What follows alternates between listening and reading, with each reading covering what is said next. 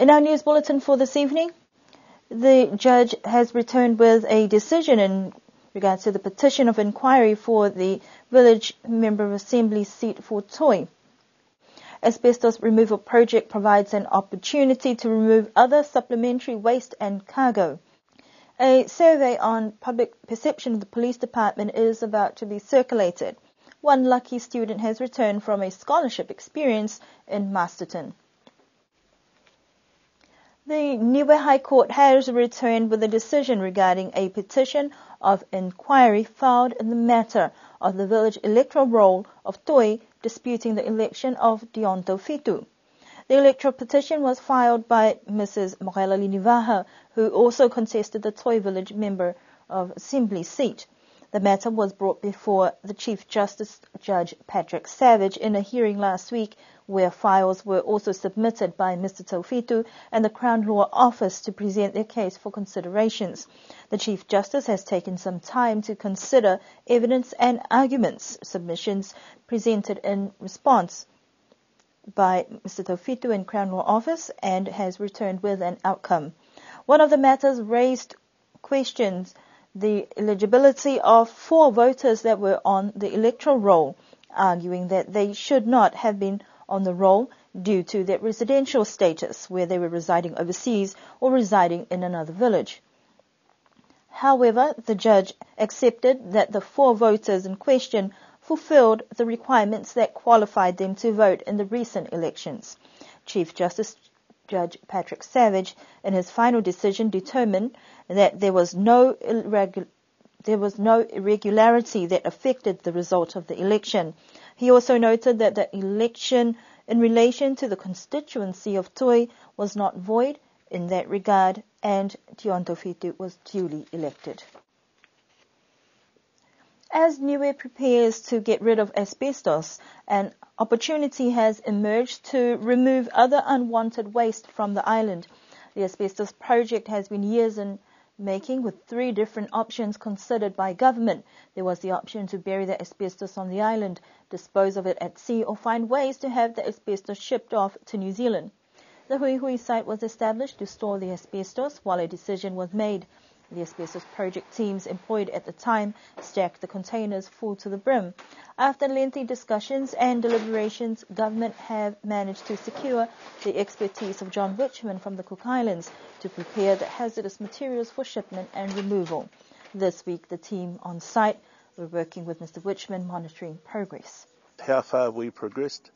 We will complete the first 20 this week. We are just awaiting the processing of the permit for entry into New Zealand.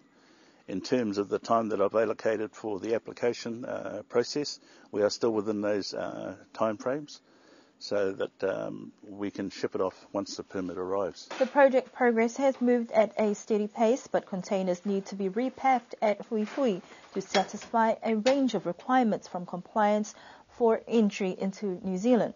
There are, however, some weight restrictions that have opened up an additional opportunity. Niue is a roadstead port. That means that containers have to be slung over the side of the ship. There's a weight limitation.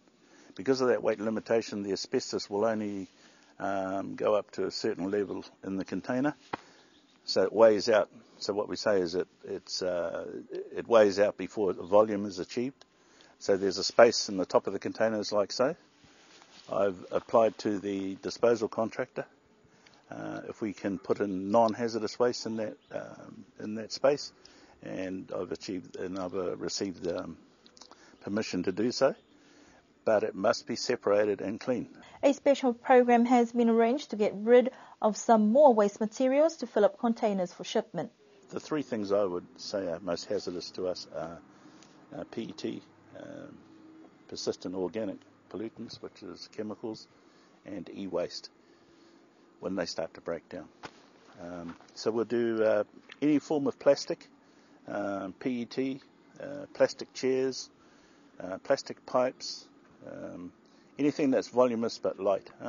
And then we can look at things like cardboard, but they have to be flat packed. Polystyrene that you use in packaging, A lot of you bring your alofa bins and you've got all this food packed in it.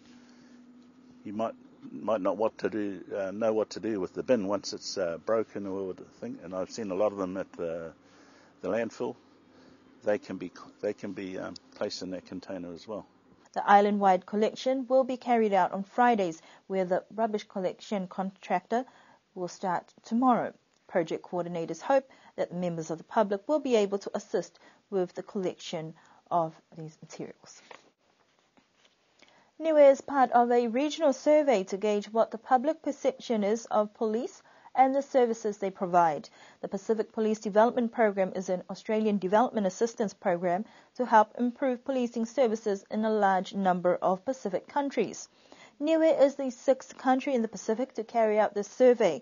The Niue survey will be carried out under the guidance of Dr. Christine McMurray, who is from the Australian National University, collecting information on behalf of the Australian Federal Police.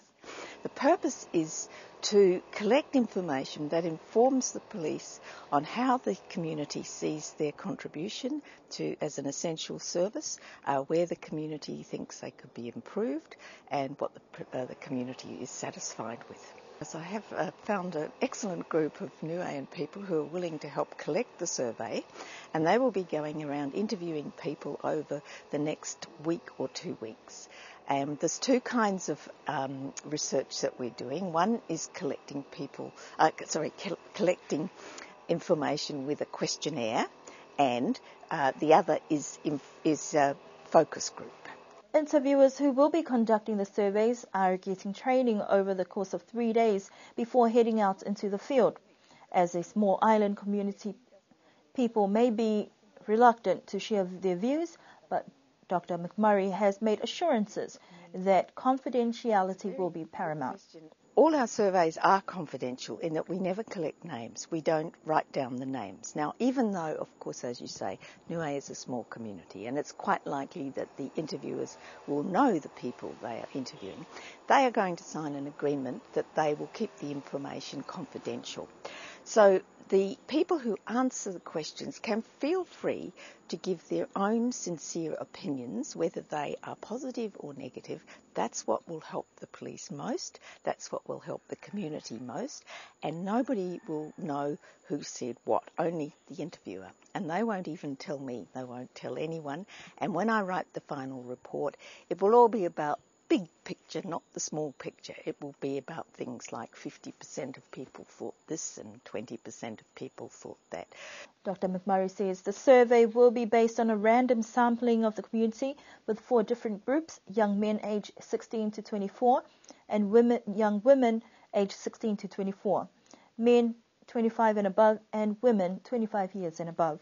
The survey process will be helpful for capacity development through identifying public perception of the services provided by police and also expectations. There's a little bit about their experience with the police, if they've had any direct experience with the police over small problems. There's a little bit about their expectations of the police, about their community, how safe and happy they feel in their community, whether they see the police paying proper attention to gender issues, and also about how people solve problems in this community, what kind of justice they like to use to solve problems they have. The survey questionnaire interview team will begin their work next week. One lucky Niue High School student has just returned from a 1-month stint at Rathkill College in Wellington.